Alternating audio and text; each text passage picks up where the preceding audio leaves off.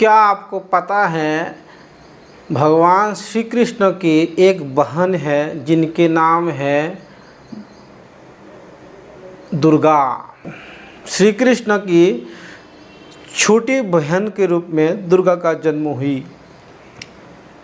दरअसल बात इस प्रकार है, दुनिया जानते हैं वसुदेव के पुत्र के रूप में श्री कृष्ण का जन्म हुआ।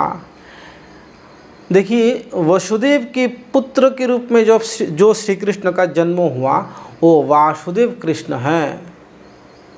इनका 4 हाथ हुआ करते हैं, वो नारायण के अंश है, नारायण ही है। और जो नंद महाराज के पुत्र के रूप में जन्म लिया वो साक्षात ब्रजेंद्र नंदन श्री कृष्ण है, जो वेद में जिनको गोविंद कहा गया है। तो 2 कृष्ण हो गया है। एक तो वासुदेव वहाँ आए हैं जो जेल में जन्म लिया कारागार में, और एक नंद महाराज के संतान के रूप में यशोदा की उदर से निकला है, वो नीलमणि कृष्ण ही ब्रजेंद्र नंदन है। अभी दोनों तो 2 होना चाहिए, फिर एक कैसा हो गया? बात इस प्रकार है, जिस समय 4 हाथ वाले श्री कृष्ण को दर्शन करके, नारायण को दर्शन करके देवकी मैया हतप्रभ और भयभीत हो गया कि भाई 4 हाथ वाले बालक थोड़ी अच्छा लगते हैं, मानवों से अलग दिखाई देते हैं। तो उन्होंने कहा कि हे पुत्र, आप 2 हाथ गायब कर लीजिए। ठीक है, गायब कर लिया। उसी समय जैसा ही 2 हाथ गायब करने के लिए कहा, उसी समय भगवान श्री कृष्ण युग माया के सहारा लेके जेल में प्रकट हो गया। यशोदा के पुत्र तुरंत जेल में प्रकट होके वो जो 4 हाथ वाले जो वासुदेव कृष्ण है उसको अपने अंदर समाहित कर लिया, और 2 हाथ वाले कृष्ण ब्रजेंद्र नंदन बन के खड़ा हो गया। इन दोनों को लग रहा है, अर्थात वसुदेव और माता देवकी को यही लग रहा है कि जो सामने खड़ा है वही मेरा पुत्र। और नंद नंदन श्री कृष्ण को जान नहीं पाया, वो तो उनके अंदर हो गया ना वासुदेव कृष्ण। तो नंद नंदन श्री कृष्ण अर्थात उनके ही पुत्र कहने लगा, हे पिताजी, आप मुझे ऐसा एक बक्स में, डालिया में, बर्तन में डाल के और मुझे गोकुल में रख के आओ, अर्थात जहाँ मैं पैदा हुई वहाँ ही मुझे ले जाओ, और तुम्हारे जो पुत्र के रूप में वासुदेव जन्म लिया वो तो मेरे अंदर रह के लीला करेंगे। तो जान कोई नहीं पाया इस बात को। भागवत में स्थान स्थान में और अन्य अन्य पुराणों में नंदात्मज, नंदनंदन बोल के जो उनको पुकारा गया है वो सिर्फ श्री कृष्ण के लिए, और जो जहाँ वासुदेव या वसुदेव के पुत्र यदुनंदन कहाँ के पुकारा गया वो श्री कृष्ण के अंदर रहने वाले वासुदेव को कहा गया है।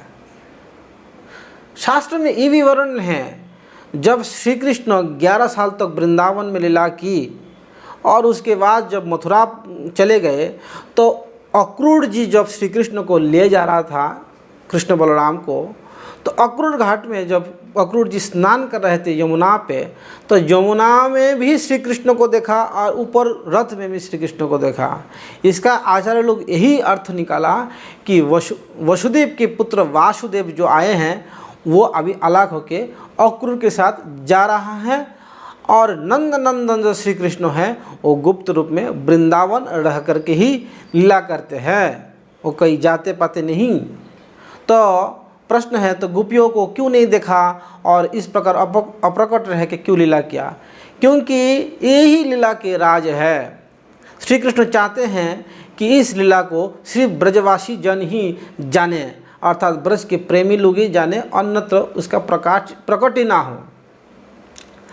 ठीक है, इसीलिए श्रील जीव गोस्वामी लिखते हैं कि वृंदावनम परित्यज्य पादमेक न गच्छति, अर्थात वृंदावन छोड़ के श्री कृष्ण एक पग में दूसरा स्थान पे नहीं रखते हैं।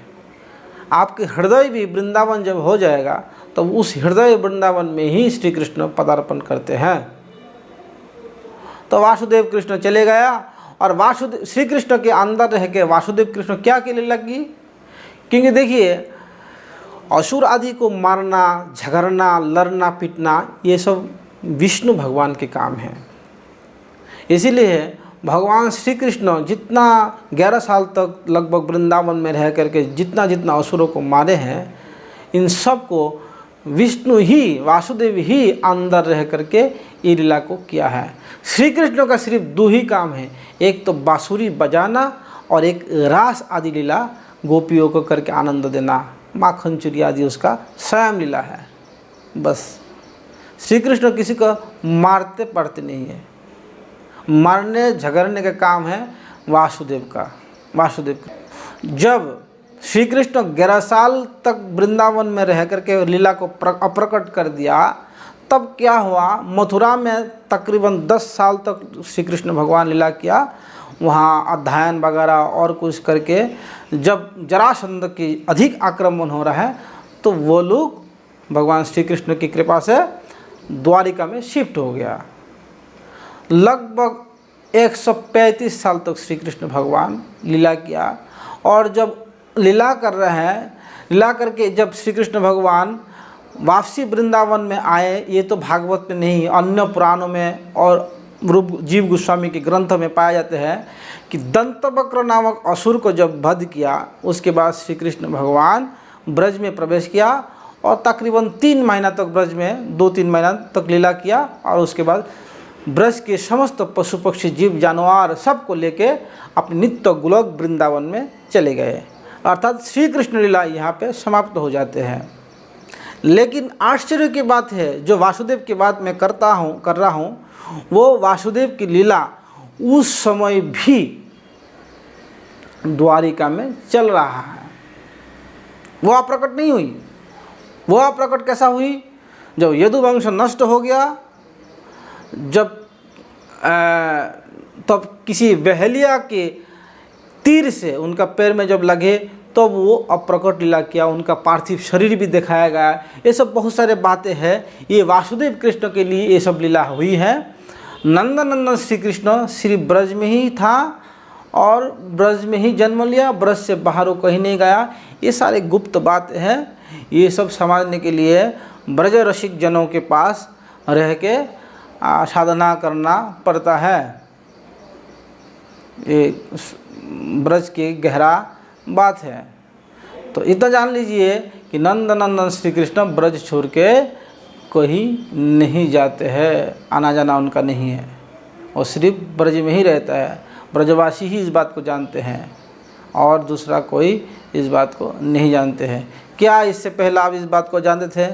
अगर जानते हैं तो आप बताइए, नहीं जानते हैं तो आप हरे कृष्ण लिखिए।